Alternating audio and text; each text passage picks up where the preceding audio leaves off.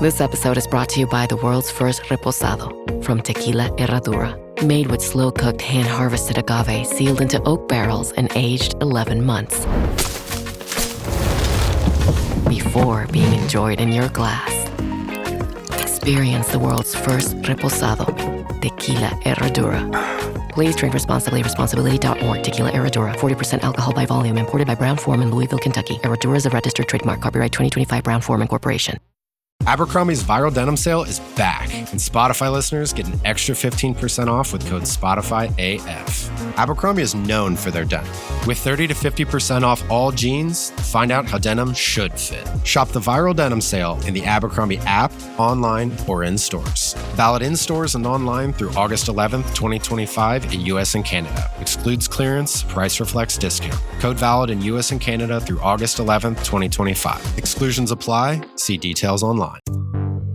This year, the internet got scarier, smarter, and honestly, a whole lot weirder. We saw $47 million vanish into thin air. Smart devices spying on you, but we've been seeing that for a while. Big tech giants maybe getting to feel the heat a tiny little bit, and children trapped in algorithm rabbit holes like we've never seen before.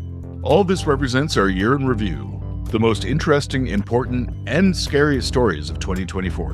And with that, welcome to What the Hack, the true cybercrime podcast. I'm Adam Levin. I'm Beau Friedlander. And I'm Travis Taylor.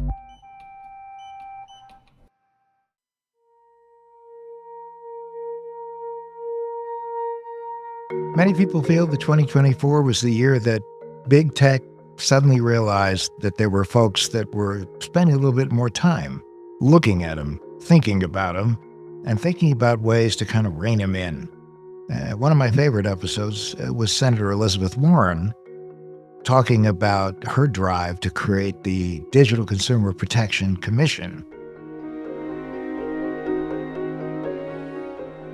So, Senator, you and Senator Lindsey Graham introduced bipartisan legislation known as the Digital Consumer Protection Commission Act. Now, are there parallels between the mission of the CFPB and the DCPCA? That's a really good question, and good to see it this way, because think about what the problem was that caused us to develop the Consumer Financial Protection Bureau. You had all of these companies that were developing different financial products, and basically nobody with the expertise to kind of see them all and get a regulatory framework in place. Instead, what happened is you'd work and you'd work and you'd work and you'd get an answer to one problem. That is, we'd pass some legislation maybe that would take a little slice of what was happening on credit cards or a little piece of what was happening on payday loans. But no single regulator who kind of saw, all these pieces sort of fit together. They have a lot of the same problems, some differences, develop expertise, and that's what we need in the tech area right now. Too many people are approaching the problems presented in the tech industry by saying, oh, over here, we've got a problem with targeting our kids. And then somebody else says, no, over here, we've got a problem that the big platforms are stealing the content from the news folks. Oh, no, over here, we've got a problem of scooping up your private information for purposes of being able to monetize it and sell it to advertisers. So you've got problems that look disparate, and Congress kind of, let's come over here, no, let's rush over there, and they end up doing nothing as a result. And we had exactly the same kind of thing going on in the consumer area. And I can make a second pitch too, and that is, it's just too damn hard to get legislation passed that basically would benefit a lot of consumers, but might cost some giant corporation some profits. Because look at the asymmetry there. The giant corporation says, whoa, that could nip into my profits by 2%. Well, 2% could still be hundreds of millions of dollars. So it is totally worth it to them to come to Washington and to lobby like crazy and to to build an army of people to pound down the doors of every senator and every representative. And who's out there doing that on the consumer side? Last I looked, most people known as consumers actually have lives to live. And they have, kids to get off to school in the morning, and they've got car repairs to think about, and they've got whole lives. So you end up with this complete asymmetry, even though altogether consumers would be benefited to the tune of billions of dollars or just a world they like better. It's hard to get that through Congress. So part of what this is about, just like it was over the Consumer Financial Protection Bureau, is that you fight one big fight, one giant fight, and then you get an agency in place that can deal with a lot of different problems at once. And the rule makers don't get picked off by the lobbyists. And frankly, why do I know that works? Is because I look over at the CFPB and I see it working every day. I watch what Rohit Chopra does and what the CFPB folks do.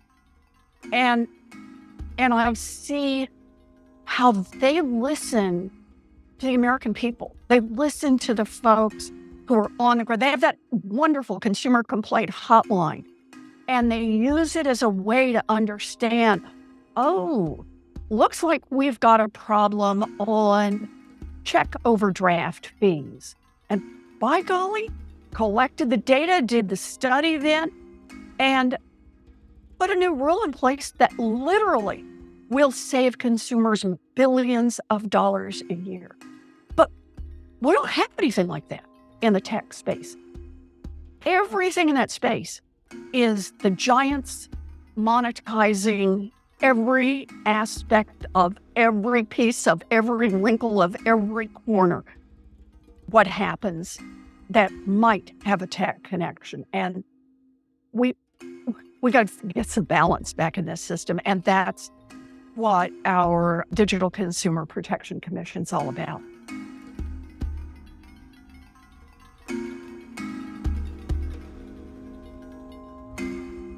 Yeah, this year in What the Heck, we talked with a lot of folks who are trying to bring big tech to task.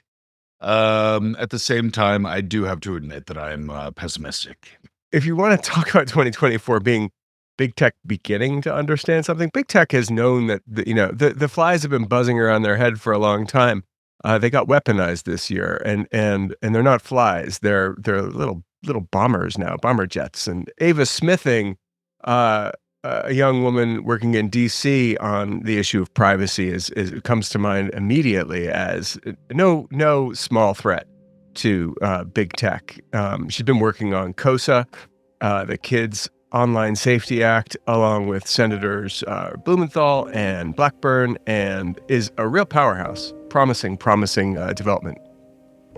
I had the absolute privilege of speaking in front of the Innovation, Data, and Commerce Subcommittee on the Energy and Commerce Committee in the U.S. House of Representatives. Members of the subcommittee, it's an honor to testify before you today. I hope to strengthen your understanding of the issues we're discussing today with my own personal story and the knowledge and experience of the young people I have the privilege of representing through the Young People's Alliance.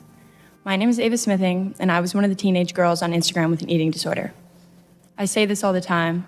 I've said it to many members of your staff, but it was incredible to be able to have my voice heard. I felt incredibly respected the whole time. It was really big for us. And we had been working very closely with the Energy and Commerce Committee and the champions of the bill, the Kids Online Safety Act, and we knew this hearing was going to get noticed, and we went to the committee and we said, we think it would maximize the impact if you included a young person's perspective. A lot of the stories that I hear, I have a 22-year-old daughter and a 20-year-old daughter. So the stories that I hear are anecdotal, but I have seen myself how their time on social media has affected them. What was the story that you told? What was your experience that they needed to hear? I used the line, I was one of the teenage girls on Instagram with an eating disorder. I'm not a teenage girl anymore, thank goodness. But I was pulled in, really heavily started on Pinterest around the age of 11 or 12, looking at bikini advertisements for this one bikini company, Triangle, made out of neoprene. Neoprene does not stretch. It's this horrible material. And the bikini models were so thin, and I had bought one of these bikinis. And then from there on out, that was always attached to me, was that I was susceptible to this kind of advertisement and that I would buy it. So do you say that was attached to you from then on when you bought that product? Do you actually think Pinterest had a data profile from you already at the age of 11 or 12, just saying that she is susceptible to this? Oh, yeah. Certainly, because it followed me onto Instagram. That was later, after Facebook had bought Instagram and they started doing targeted advertising, but it had followed me there. It was a really quick progression from seeing more bikini ads to then seeing really toxic diet culture posts to then seeing straight out eating disorder content. There's a really fine line, and I don't think that it took more than a matter of hours to progress me from one to the other after they knew that I would buy. I was just 12 years old on my iPad mini, and I had not even gotten on Pinterest to look at bikini advertisements, obviously. I was on Pinterest to make slime and to fill up balloons with shaving cream and do stuff that kids are supposed to do. And that advertisement, because they knew I was a young woman, and that's really all they knew, was strategically placed on the feed. And after I engaged with that, it was common sense for them to continue targeting me with other stuff I would engage with, because that's how they could make money. And if someone's going to buy a bikini advertisement from a company who uses 00 size models, that she'll probably also spend hours a day looking at your incredibly harmful eating disorder content. So, Eva, where did it go from there? It's more of, where did I go from there? You're seeing this reality presented in front of you that's so close, so achievable. All these girls are so happy, and they're getting likes. People are repinning their pins. People are screenshotting and posting their pictures on their Instagram because they want to be like them so bad. And you can compare that to the real-time number or lack of likes that you are getting. And it's very obvious. Then what is the difference between me and that girl? She's super skinny and I'm not. And that's really what was problematic on Pinterest. They weren't only showing me these pictures of these models, but then the algorithm was recommending me posts that said, here's what you should eat in a day. Like when I testified, I talked about a ballerina diet, which was a coffee, a handful of almonds, and I think a banana. And it was like, here's what you should eat in a day if you want to look like this. I no longer even had to talk to my friends about it to understand that. I suddenly was learning it on my own because these algorithms were showing it to me. There was no conscious decision. There was no conscious search for these posts. It was just inferred that I would watch them, and they were right. So would you say these platforms are not just amplifying desires, but actually manipulating the line between needs and wants? Well, I think that it's needs and wants. The best way to think about it isn't to think like Instagram is causing eating disorders, because that's not the case. Eating disorders are a society thing. Eating disorders are this commercialized culture, consumer culture we're living in. And you have to think through what makes people susceptible to eating disorders in the first place. And then that word supercharged that you're using, how are these platforms supercharging that? So in the first place, what would make me susceptible to an eating disorder? I'm comparing myself to my friends. I'm comparing myself to photos that I see in magazines. I am seeing the representation of me as a woman in movies, and all of the women who are loved are super thin. I think about the show Friends, for example. I loved that show growing up, and I'm rewatching it now, and there's a lot of comments about the way that Phoebe, Monica, and Rachel, but specifically Monica and Rachel, look, and how they need to be thin to be loved. The whole bit that Monica used to be fat, and that now she's super thin. Like, those are things that are already being instilled in you. But when you take those larger societal issues, it's a lot easier for people to make you buy things if you are trying to make up for an insecurity. The best way to take advantage of that is to make people very insecure. And that's a cultural problem we've always had. But when they can utilize your personal data to customize that insecurity to you and utilize a digitized friend map to allow you to compare yourself to your friends with real quantifiable metrics, that's when it goes crazy. Because it's about, how can we make Ava buy so much money, not how can we make all of these teenage girls spend so much money.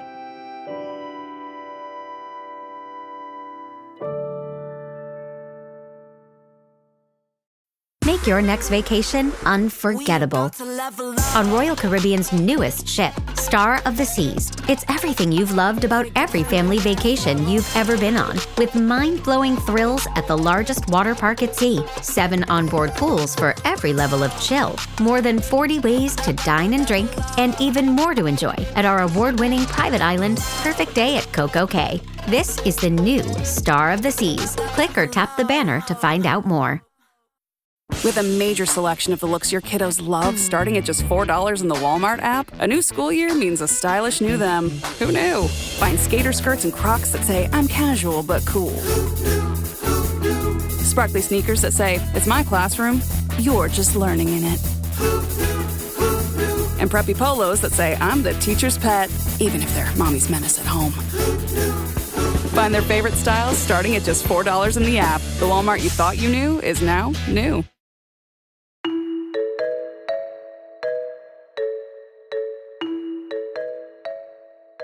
Well, in our episodes with Elizabeth Warren and Ava Smithing, we realize what the dangers are and why it's so critical that there be far more legislative oversight over big tech. And add that to all of the conversations we had with people like Kristen Bride and Amy Neville, whose sons died as a result of things that occurred to them or that they were doing online. And then Congressman Gephardt, Senators Blackburn and Blumenthal. I mean, there's a lot of things going on, and there's a lot of harm that's being caused by social media. And this was the year that I think there was a greater focus and spotlight on this than prior years. Senators Blackburn and Blumenthal actually joined us on the show to talk about COSA. Senators Blackburn and Blumenthal, thanks so much for talking with us today. Thank you. Thank you. Senator Blackburn, let me start with you. We all know how addictive online life can be for minors. I have a 12-year-old son myself. I see it every day. How does the Kids Online Safety Act address the responsibility social media platforms have to protect children and ensure their well-being? Can you talk about how COSA addresses the duty to care?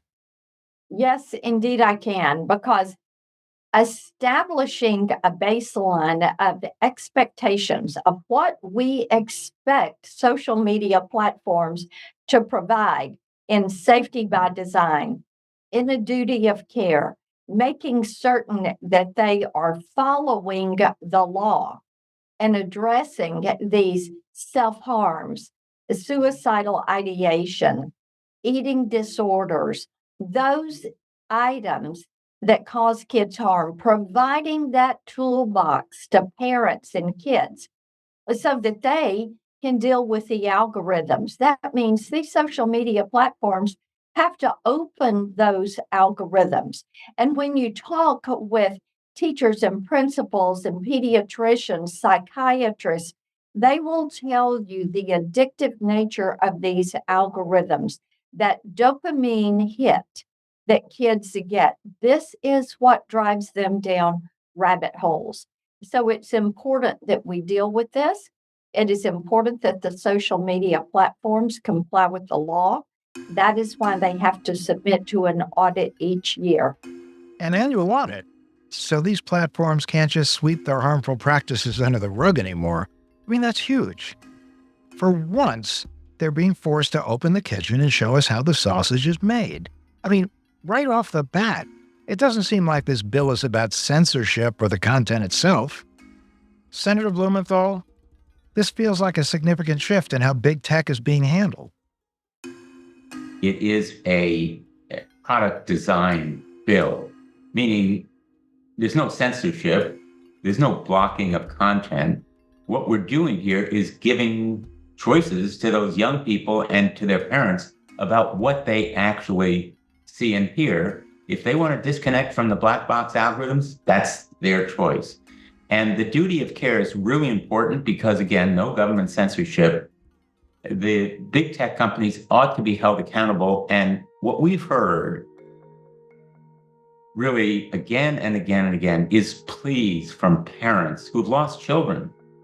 And one asked us, how many more children have to die before Congress will do something? There's a human dimension here of loss and tragedy that I think is the reason that we had 91 of our colleagues voting for it, only 3 opposed in the Senate. It's the reason why we've had such broad bipartisan support across the ideological and political spectrum. It's the reason why, frankly, Senator Blackburn and I have this very unusual partnership, because we are so dedicated, passionately determined to get this bill done, because it will save lives and it provides not only that duty of care, but also transparency that's so important. So I'm really hopeful we can do this as quickly as possible, but we have some really tough opposition. I don't want to sugarcoat it. Armies of lawyers and lobbyists from the big tech companies, because they have a business model, and it is these kids are the product. They collect information from them, data, which is of great value. Their eyes on the screen for longer periods of time are what generate revenue for them through advertising. So, they have a very entrenched, strong interest in opposing this bill. What would you say to listeners who want to take action and help ensure that the Kids Online Safety Act actually becomes law? I think it's so important for parents who hear this. This bill had 72 co-sponsors in the Senate. And as Senator Blumenthal said, it was a 91-3 vote. And now the attention is on the House of Representatives.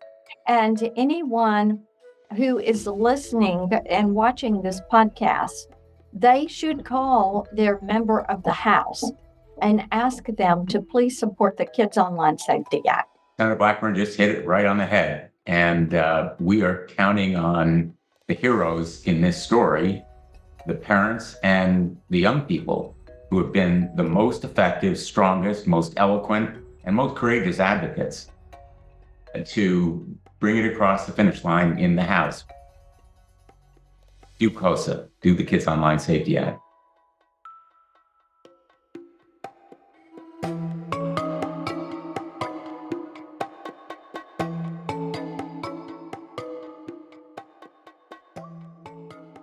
Another thing that we saw this year was, more whales getting caught by the high-tech criminals of the high seas. One that comes to mind is Max McCoy, who investigated a $47 million crypto swindle in Kansas.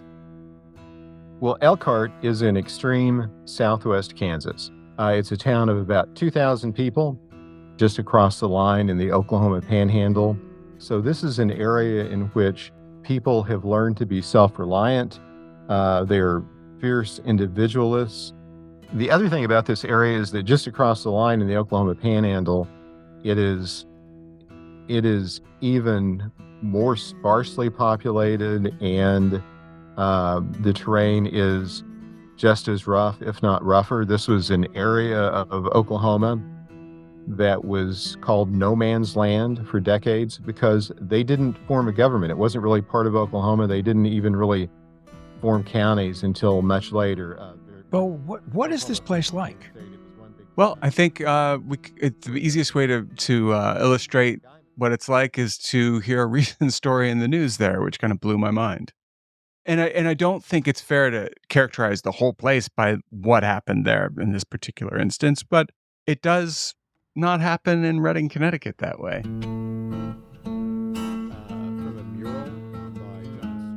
When I first started looking into the area, a story popped up, which I think, maybe even went national. It was a Saturday before Easter of this year, actually. 2 women, Veronica Butler, 27, and Jillian Kelly, 39, both of Hugoton, Kansas, went missing in the Oklahoma Panhandle, the same area you were just describing, no man's land. They were going to pick up some children. There was a custody dispute going on. What I took away from the story was a sort of lawlessness. It's the only way I can describe it. Is this story typical? Is it in any way connected? The individuals who have been charged with this crime have been described by Oklahoma authorities as part of an anti-government group called God's Misfits. They were part of the sovereign citizen movement. They were also extremely religious. They believed in QAnon theories. And, for example, they also believed that their children were literally their property, and that no court, no government had any authority over them. So this is the wrinkle in this. It's not just a child custody case, but it's a case about what is the authority of the government in everyday lives, and even to the point of, adjudicating what would be a bitter but not far from run-of-the-mill custody case, I think. It sounds like the people in this part of the world take alliances and allegiances pretty seriously. Yeah, and Max actually talked about exactly that when I called him up. In this area, a person's word is their bond. They value loyalty. They value a sense of community. And this is one of the things that has really struck me about reporting on the bank failure in Elkhart, that more than anything, that this is about the broken trust a community had with its local bank. So it sounds like the place itself is a character in the story. Yeah, kind of like the hotel in The Shining. All right, that works. Elkhart was ground zero, the dust storms of the 1930s. One of the most famous pictures of the Dust Bowl was taken on Main Street in Elkhart, showing a storm looming over town. And you can take that photo and you can compare it to the town now and pick out all of the buildings, and it still looks very similar. And in addition to dust storms, in addition to drought, they also experienced the crime wave of the 30s. Their bank was robbed, for example. Sounds like their bank may have been robbed again. I thought we were talking about a pretty straightforward scam. I thought those things, but let's keep going.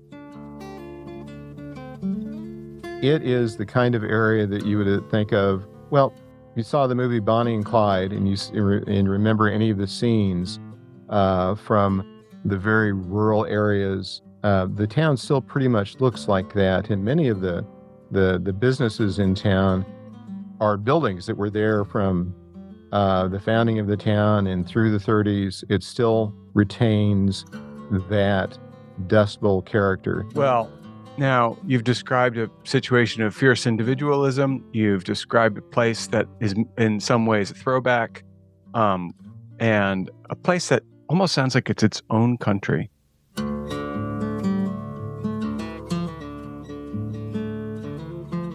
Heartland Tri-State Bank was a pillar of a local economy that was, to be frank, tiny, infinitesimally small. It provided financial support and stability to its residents, largely farmers, and it was exactly the kind of place where this kind of crime would make a lot of sense and be really easy to do. When you say local economy, do you mean like a small town or a county or just a wider area? Yeah, it's like a small town, basically. A small town with a bank CEO with a larger-than-life flaw. Yeah, there is that sort of classically tragic side to this story. Shan Haynes was a charismatic rural banker, extremely influential not only in his community, but also in the industry. One of the things he did was describe the trust that the community had in him and his bank by saying, sometimes we have farmers who will have a mortgage payment or something, and they'll come and they'll leave the cash for this on the seat of the truck. Huh. Whose truck? His truck? Yeah, his truck. They deposit this money in the bank, and then later they'd figure out who left it and they credit the account. But this amount of trust, I think, really is unheard of.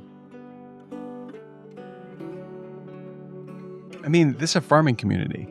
So if I give you $10 to go and plant some seed, you damn well better do it. And you damn well better do it right, because I need to know that you can do what you say you're going to do.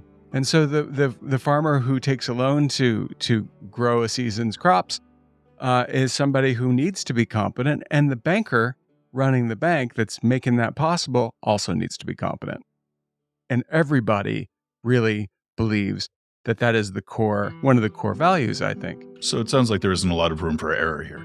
I think that there's more room for error when you're talking about a group of people who assume competency. Assume nothing. But there is a downside to thinking everybody's a boob, and there's a downside to thinking everybody is going to do their job right, too. But I think the one thing a lot of people can agree living in small towns is you trust your bank with your life. Prosecutors say the loss did cause the bank to fail last summer. Prosecutors also allege Haynes purchased cryptocurrency with funds embezzled from a church and a local investor. It was quite a mystery, and Max McCoy spent an awful lot of time investigating it in a town where really nobody wanted to talk to him about anything. People were very much into mind your own business in that town, but it's a great mystery. It was truly following the money. Yeah, and it wasn't just about the $47 million. It was about the web of corruption and confusion that Max encountered along the way. I mean, that ended up getting complicated really quickly. And as the episodes rolled out this season, we went from small town scam that almost destroyed the town to international scam that has destroyed millions of people all around the world. And it's fraud that knows absolutely no borders. Yeah, that's where we spoke to a Secret Service agent who we called Mark, not his real name, about Black Axe, which is a pretty major crime syndicate that's involved in a lot of romance scams and international fraud. Now, you work for the Secret Service in digital forensics out of South Africa, correct? I'm currently located in South Africa, and from our base over here, we cover 23 countries on the African continent. And when we say digital forensics, we're talking about gathering data from electronic devices. Yeah, that's correct. What got you into digital forensics? When I was younger, I joined the army, and right out of the army, a few friends of mine are actually in the forensic confraternity in other disciplines. And over weekends, I sat with them and we went through evidence for criminal cases. And that's basically what jogged my passion for the industry. I'm also personally a massive advocate for digital forensics because I usually say that if I can testify on your electronic devices, then you don't have to testify because everything will be there. So you work for the U.S. Department of Homeland Security and specifically the Secret Service, but you're based in South Africa. Is it common for the Secret Service to station agents overseas? It is. We've got numerous international offices which fall under the International Program Division. We have offices all over Europe, across South America, Africa, and also in Asia. So for the, with most people, I guess, in the U.S., they just think of the guys that are protecting the president. So what's the mission? We basically have a dual mission. So, of course, yes, protecting the president and his family and also other dignitaries. But then, of course, we have our investigation side. And our investigation side focuses on protecting the financial systems of the U.S. But as we know, the dollar touches everything. So, indirectly, it touches the financial systems on a global level. So that's basically our main focus is financial and cyber crimes. And we've got these task teams within the US, mainly between financials and cyber investigations.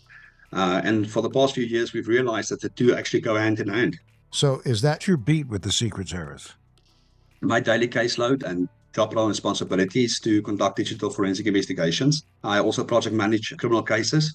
So that goes from the initial intelligence stage right into looking at money laundering, fraud, or whatever charges we are looking at, consulting with the prosecutors, assisting them to guide the investigation, to assist in drafting the charge sheet for prosecution, and then ultimately also to apprehend these subjects that's responsible for conducting the modus operandi, and then also supporting the bail application afterwards and seeing the case through right to prosecution.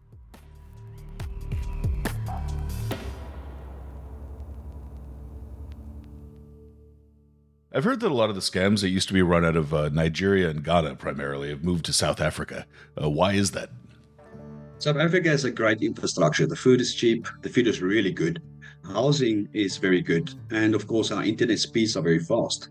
So it's an ideal infrastructure to commit these crimes from. They initially start off in those countries and then use South Africa as a stepping stone to get into Europe, Canada, as well as the US. You might find that they actually apply for new passports, new identities, and through, unfortunately, corruption, they do get those. Then we do find them in those countries that they apply for bank accounts using exactly those identities. But we have seen an influx of confraternity members into South Africa that has basically nested themselves into the communities and set up shop. So, Mark, we are in the United States experiencing a record number of sextortion crimes. There's also romance scams, but from a profiling point of view, are sextortion crimes committed by groups or individuals? And this matters for where we're going in this conversation. From my personal view and experience, it's committed by individuals. You might find that they might work in small groups, 2 to 3 people, but that is not considered a confraternity. If you want to start talking about confraternities, you look at, for example, the confraternities that started back in the 1970s, like Black Axe, the Buccaneers, the Air Lords, the Pirates, who's got a global presence. Okay, so these confraternities, these brotherhoods, are sort of euphemisms for crime rings. Whatever we call them, what's their focus? Romance scams, money laundering, email scams? Actually, I'm going to ask you, what is it? All of the above? 1, 2? Ultimately, all these crimes come down to a element of social engineering. But when you look at the extortion cases, it's I would say it's smaller groups, lone rangers, or it might be 2 to 3 people working together. So from your perspective, what's the difference between a sextortion scam and a romance scam? Romance scam is long-term. You will find that some of those victims, if I can call it that, will have a virtual relationship for 6 months up until 3 years, very easily. With sextortion, you usually find is not very long. Usually the perpetrators that's doing these sextortion scams can't speak proper English. They might be using Google Translate, but the narrative is way shorter than with a romance scam. And the reason why I say that, I have analyzed evidence from both sides. If you look at the romance scam side, you will find that there's text documents on the computers that will have a dialogue or narrative, for example, for the morning, one for the afternoon, and then one for the evening. And they basically copy, paste, and modify that a little bit. Sextortion on the other side, you just have to intrigue the potential victim with pictures initially, short narrative, and then you need to basically social engineer and get that person to send you pictures of themselves so you can exploit that. Thank you, Mark, for once again on this show telling our listeners how to commit crimes. I appreciate it. No, it's impossible to talk about these things without talking about the mechanics of them. And because if people better understand the mechanics of them, they're less likely to fall for them.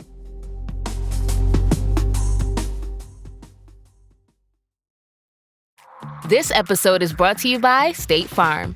Checking off the boxes on your to-do list is a great feeling. And when it comes to checking off coverage, a State Farm agent can help you choose an option that's right for you. Whether you prefer talking in person, on the phone, or using the award-winning app, it's nice knowing you have help finding coverage that best fits your needs. Like a good neighbor, State Farm is there.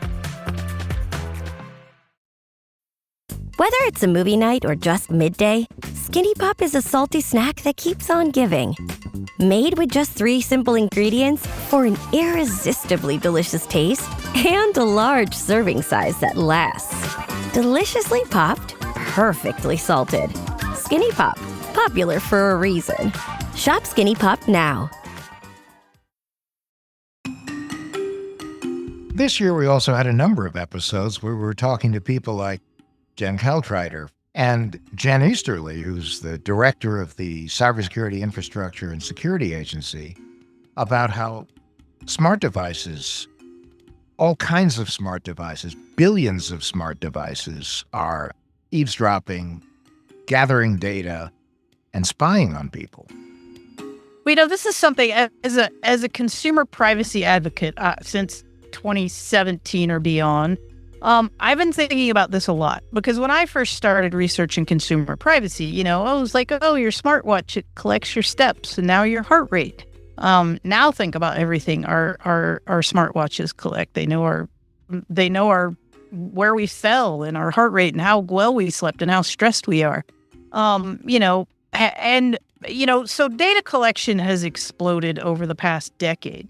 But even before that, I've been thinking about, if privacy's dead, which I think there's an argument to be made that we're getting pretty darn close.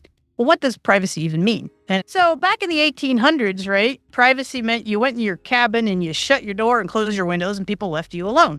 Great. Mm-hmm. I love that definition of privacy. But that definition changed 80s, 90s when we started connecting computers to the internet, or writing things down and keeping them in file cabinets even, I suppose, where, your data exists in the world. You go to your doctor and your doctor learns that you have a heart condition. That's data that exists on you.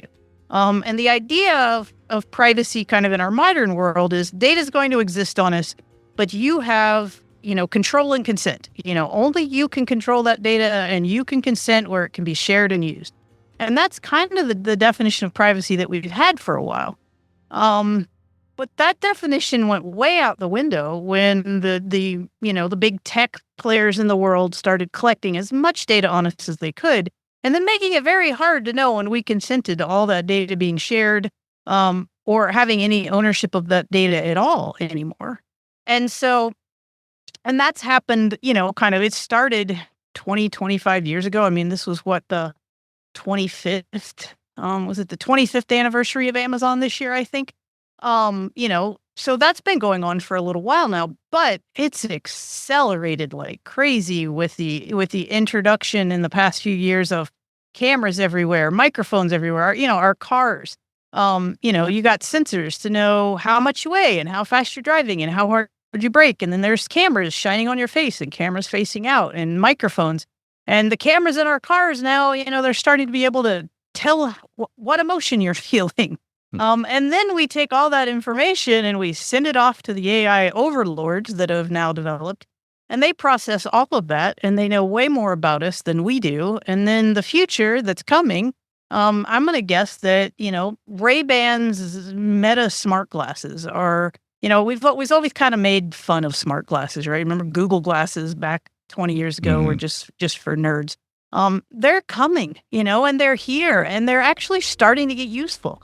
Because they got a camera, they got a microphone, and now they have that AI processing, that multimodal AI processing. So I live right on the border of Quebec, and I can't speak French. So if I went over the border, they could translate in real time for me, and I would look less like a dumb American. Still like a dumb American, but maybe slightly less.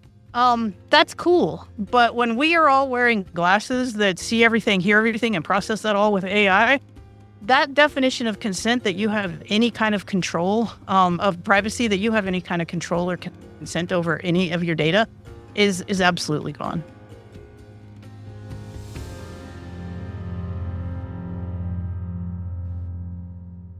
These insights into IoT vulnerabilities, they illustrate just how far the erosion of privacy has come, from our personal lives to the devices we rely on every day.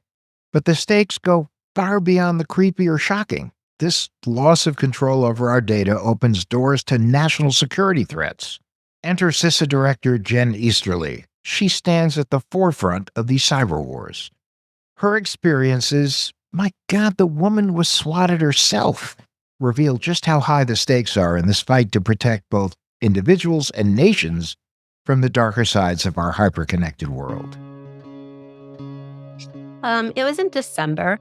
Actually, December 30th. And most thankfully, my husband and my son were in Florida on vacation. So I was home alone and had several calls from an unknown number. I typically don't answer calls where I don't recognize the number. Then I had a call from our security team at the place where I was living.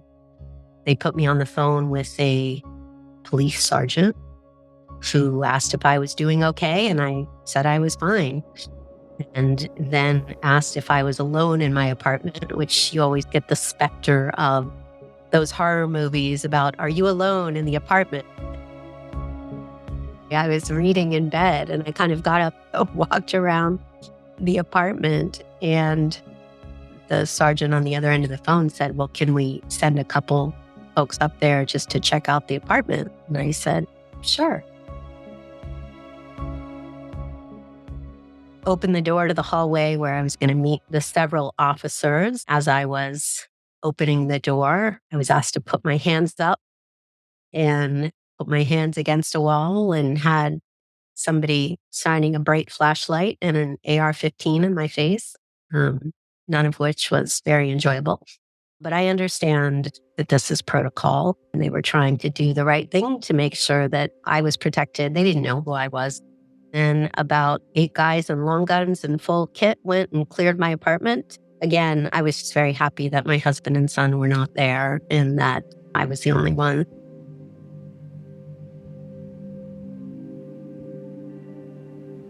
That sounds scary as hell. I mean, thank God your family didn't have to deal with that. Even with your military background, this had to be stressful. I get the protocol part, but having heavily armed police invading your safe space, pointing a flashlight and an AR-15 in your face, that sounds pretty unnerving. What happened next? I think the key thing for me was just it developed even greater empathy with other folks who this is happening to, in particular, the folks that I deal with who've had to experience this, election officials across the country. As you probably know, CISA, among our various missions, we're what's called the Sector Risk Management Agency for election infrastructure security. And so we provide support, whether that's cybersecurity, physical security, insider security, dealing with foreign malign influence and disinformation. We support election officials of both parties around the country to ensure they have what they need to manage risk to election infrastructure. It's been a pretty tough time over the past several years for election officials. They've dealt with a lot of physical threats, harassment, threats of violence to them and their families, largely stemming from unfounded claims that the 2020 election did not represent the will of the American people. These are incredible heroes who are not getting paid very much, but who are serving on the front lines of our democracy. And so it gave me a sense of the kind of things that these folks are dealing with, and it just strengthened my resolve to continue to do everything that I could to support them and, of course, to protect democracy. And this episode with Director Easterly it's like an episode of action movie meets reality. I mean, she was the victim of swatting, and she's also America's cyber defender. So if it can happen to her, it can certainly happen to any of us. One thing is for sure, whether we're talking about the accountability of big tech or global fraud or the devices in our homes, all the way to the devices in our pockets, cyber best practices, this impacts everyone.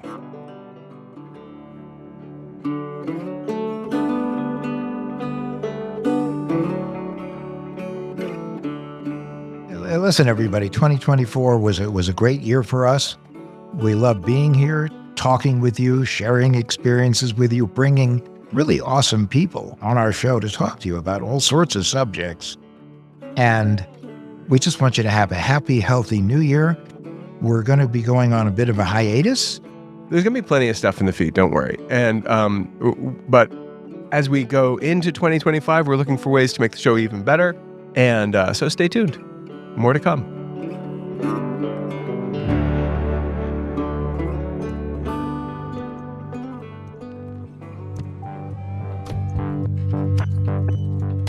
What the Heck with Adam Levin is a production of Loud Tree Media. You can find us online at adamlevin.com and on Instagram, Twitter, and Facebook at Adam K. Levin.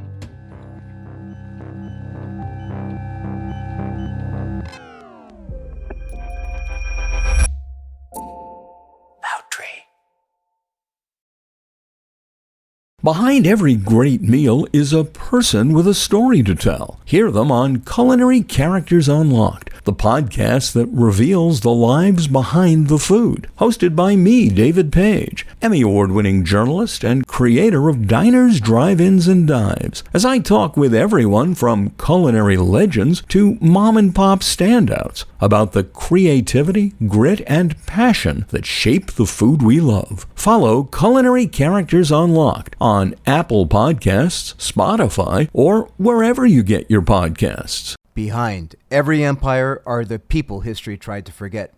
Lost Roman Heroes tells the stories of the remarkable characters who shaped Rome from its mythical beginnings to its final fall. Each episode blends armchair storytelling, sharp historical insight, and a bit of humor to bring these lost figures to life. From generals to scientists, from rebels to empresses, from priests to politicians, these lost Roman heroes have one thing in common. They stood up for civilization when the bad guys threatened, and in doing so, they changed the course of human history. If you're into history that's vivid, surprising, and deeply human, this show's for you.